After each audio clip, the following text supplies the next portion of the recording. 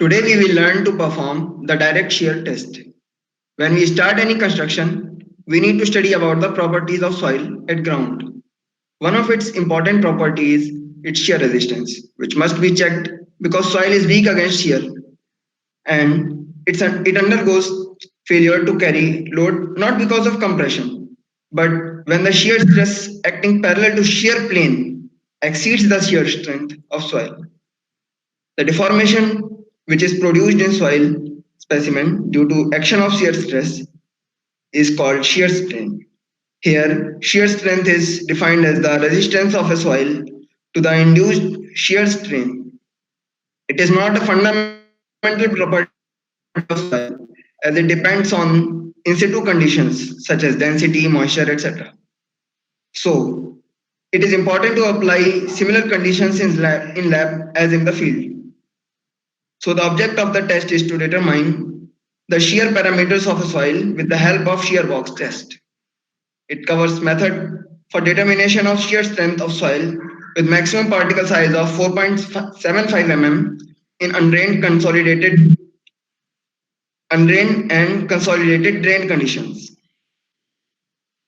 To perform this experiment, we require these apparatus as per Indian standard, which are the shear box grid plates, porous stones, base plates, loading pad, and water jacket, which shall conform to IS code 11229 of 1985. Then it is loading frame, weights for providing the required normal load if necessary, pouring ring fitted with a dial gauge accurate to 0.002 mm to measure the shear force, micrometer dial gauges which is accurate to 0.01 mm, one suitably mounted to measure horizontal movement and other suitably mounted to measure the vertical compression of the specimen. Then it is sample trimmer or core cutter, stop clock, balance, spatula and a straight edge. Now we will see its theory. But before that, let's check out. Here, we will try to understand the working of shear box apparatus. Its first component is piston, on which pressure is applied and specimen is compressed. The second part is the rigidly fixed half of the shear box that contains piston and remains at its position. Whereas the third one is its movable half, which has roller supported bottom. On it, a pulling force is being applied to carry the test.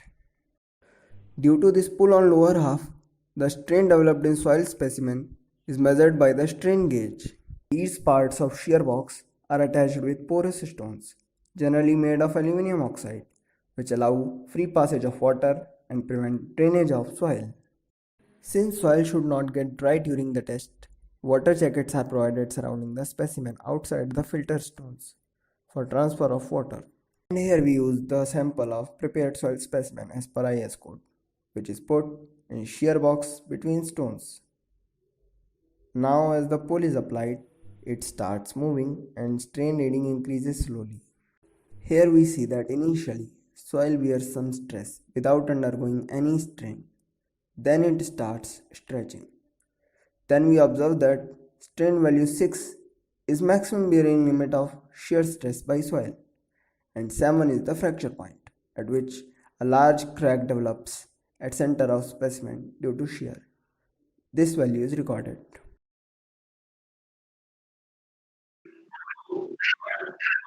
So here we have discussed about the shear box and its components. Next we will discuss other apparatuses. One is pouring ring, micrometer dial gauge, spatula of straight edge, weighing balance, and core cutter. Now we will see its theory. Shear strength is mainly composed of two parameters. One is internal friction, which is the resistance due to friction between individual particles at their contact point and interlocking of particles. This interlocking strength is indicated through parameter and angle of friction, phi. The second one is cohesion, which resistance due to which is resistance due to interparticle force, which tends to hold the particles together in a soil mass. This indicative parameter is called cohesion intercept.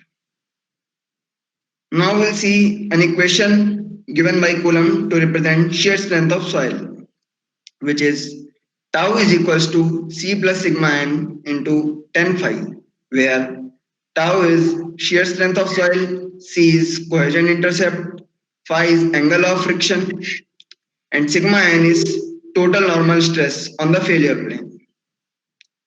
The graphical representation of the equation gives a straight line called failure envelope. The parameters C and phi are not constant for a given type of soil, but depends in its degree of saturation, drainage conditions, and the condition of laboratory testing. In direct shear test, the sample is generally sheared along the horizontal plane as we have seen in animation. This indicates that the failure plane is horizontal. The normal stress on the plane is external vertical load divided by the corrected area of the soil sample. The shear stress at the failure is uh, can be calculated using the procedure, which will be discussed by my friend. We shall determine the shear strength parameters of the soil under unconsolidated, undrained conditions. First of all, take a specimen of soil to be tested from undisturbed sample. Assemble the two halves of the shear box using connecting pins. Place the base plate inside the box. Now place metal plate instead of perforated stone, as this test is for undrained condition. Place one grid plate with perforations over the metal plates such that the grids are perpendicular to the direction of shear. Carefully place the soil specimen inside the box so that it rests on the grid plate over the top of the soil sample. Now place another grid plate without perforation such that the grids are perpendicular to the direction of shear. Slightly press this grid plate evenly so that the grids are buried into the sample. Now place another metal plate over this grid plate. Place the loading pad on the top of the metal plate and place the adjusting pins in the box. Now place the shear box inside the shear container and bring the proving ring assembly in contact with U-arm provided with top half of the shear box. Slight movement of the pointer in the dial gauge is an indication that contact is established. Place the dial gauge for measurement of horizontal displacement and fix the dial gauge on the loading yoke to measure the vertical displacement. Set all dial gauges to 0. Place a steel bowl on the spherical groove provided on the loading pad. See the loading yoke on this bowl. Raise the upper half of the shear box through 1 mm by operating the adjustment screws. Remove the pins connecting the upper and lower half of the shear box now and apply the required load on the hanger of the loading lever. Here for the present case it is 0.5 kg per centimeter square. Let the clutch and gear for applying shear displacement of 1.25 mm per minute to the sample. Switch on the machine and the stopwatch simultaneously and record the readings on the displacement dial gauges and the proving ring dial gauges at regular interval of time. Now my friend Shekhar will take this experiment further. Now we are explaining the observations and the calculations. The observation and calculation, we obtain the loads by dividing the correct cross-section area of the specimen given the shear stress. The formula of calculated corrected area is equals to A naught bracket 1 minus del upon 3. The longitudinal displacement at the particular load obtained directly from the strain dial reading from the calculate as the product of the corresponding time reading and the strain rate. The maximum shear stress at the corresponding longitudinal displacement and the applied normal stress recorded each test and the result is presented in the form of graph, in which the applied normal stress is plotted as a abscissa and the maximum shearing stress is plotted as oriented to the same scale. Now we are explaining the graph of shear stress versus normal stress. In the graph of shear stress versus normal stress corresponding to the failure state, we join the point corresponding to the failure state by the line.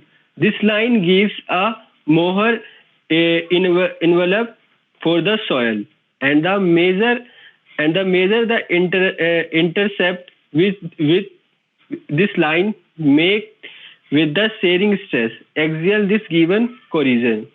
Measure the in this graph we also measure the angle which makes which is horizontal axis. This gives angle of shearing resistance. Now in this graph we take C is equals to 0 and the phi is equals to 6.1 degree. Now we are showing the another graph, shear stress versus shear displacement plot. Result.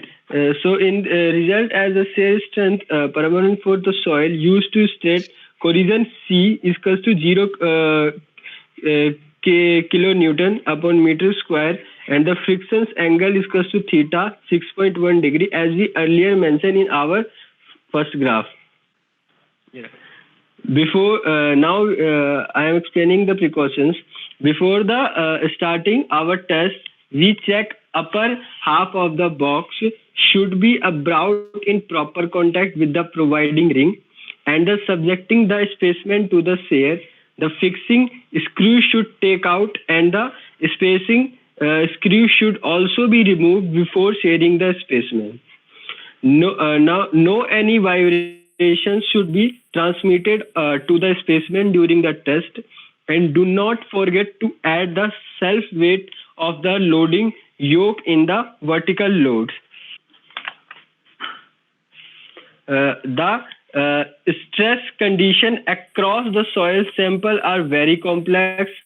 As the test progress, area under the shear gradually decrease. The corrected area AT at the failure should be used in the determined value of the other parameters. We predetermined plan of the shear which may not be a weakest one. The lateral resistant by the slide wall of the shear box is so affected. Shear box is so affected. Shear box is so affected. Shear box is so affected. Next slide kar de. We take a reference from the IS code 2720 part 13 1986 and the Soil Mechanics Foundation by the Dr. B.C. Punia, Ashok K. Jain and the Dr. Arun K. Jain book, and some other links. Thank you.